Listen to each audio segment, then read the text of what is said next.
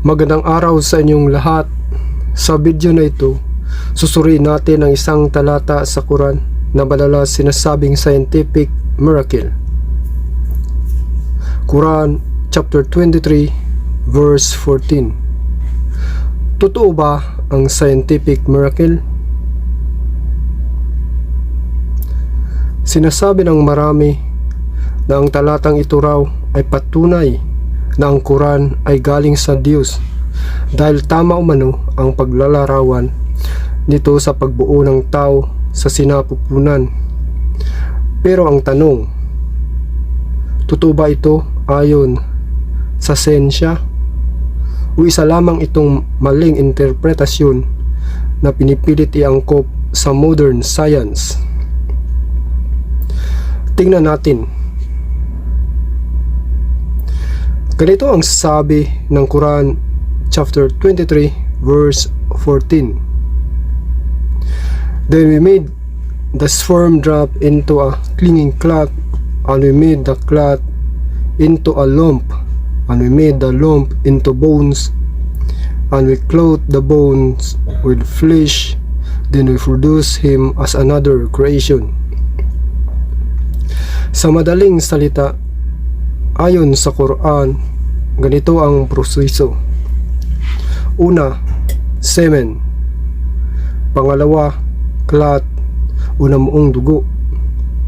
Pangatlo, parang nginuyang laman. Pang-apat, mga buto. Panglima, tapos saka binalutan ng laman. Mukhang detalyado, pero tama ba?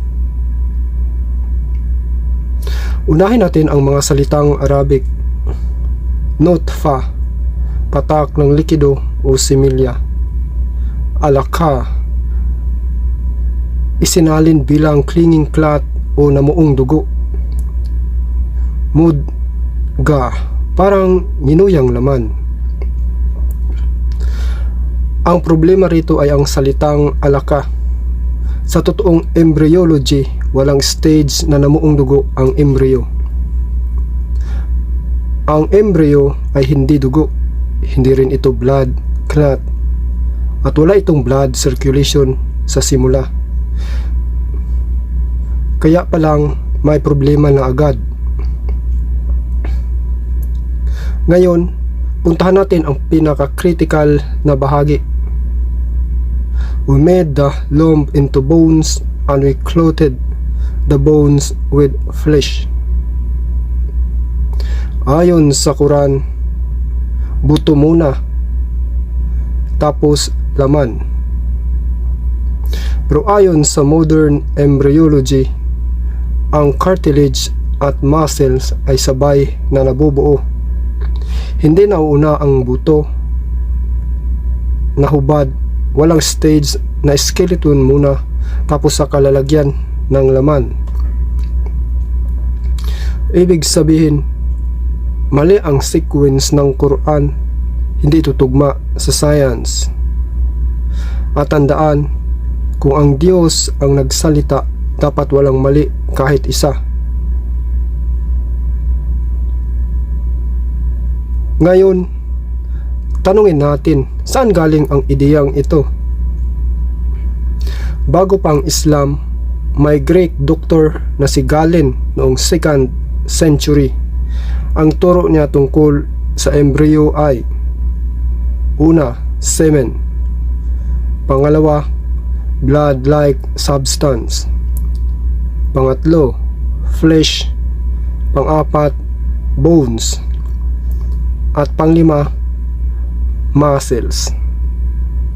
Halos pareho sa Quran.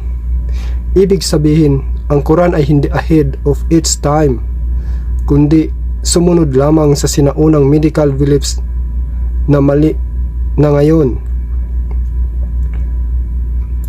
Sinasabi ng iba, metaphorical lang yan, hindi literal.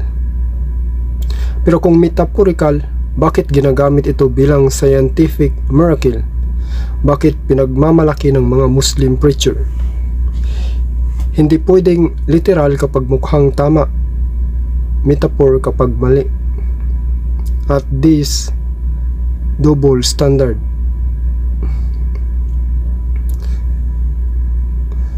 Sa pagtatapos, ang Quran chapter 23 verse 14 ay hindi scientific miracle. May maling biological sequence, gumagamit ng outdated concepts, kahawig ng ancient Greek medicine. At kung may mali sa sinasabing salita ng Diyos, dapat tayong magtanong, sino talaga ang pinagmumulan nito? Gaya ng sabi sa Biblia, you shall know the truth, and the truth shall set you free.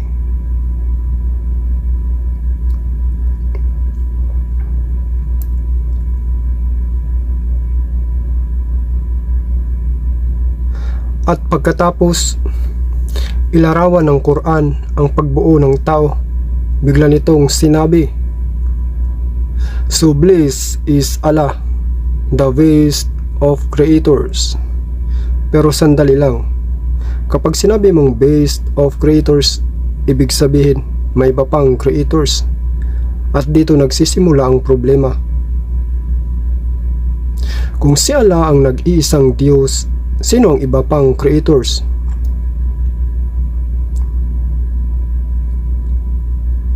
Hindi nito sinasabing only creator, kundi based among many. Kung tao lang ang creator, sa metaphor sense, bakit ikukumpara ng Diyos sa tao? Ang Diyos ng Biblia ay hindi based among creators, siya ay the only creator. Mas lalo pang lumala dahil ang Quran mismo ay nagsasabing Allah is the creator of all things. Quran chapter 39 verse 62. Kung siya lang ang creator, bakit kailangan pang sabihing waste of creators? Kanino siya ikinukumpara? Ito ay internal contradiction. Sinasabi ng Muslim apologist, ang tao ay tinawag ding creator dahil gumagawa sila. Pero ang problema, ang tao ay gumagawa, hindi lumilikha. Gumagamit lang tayo ng existing materials. Diyos lang ang lumikha mula sa wala. Kung gayon, bakit ginagamit ng Quran ang parehong salitang khalik? At higit sa lahat, kung may mali sa embryology sa parehong talata, paano pa magiging based of creators? Ang totoo, ang Quran ay gumagamit ng human language at human concepts. May maling science, may malabong theology. At pagkatapos ng lahat ng iyon, biglang sasabihin, blessed is Allah, the best of creators. Pero ang tanong, based according to whom, compared to whom, and based on what standard? Kung ang Diyos ay tunay na Diyos, hindi siya kailangang ikumpara.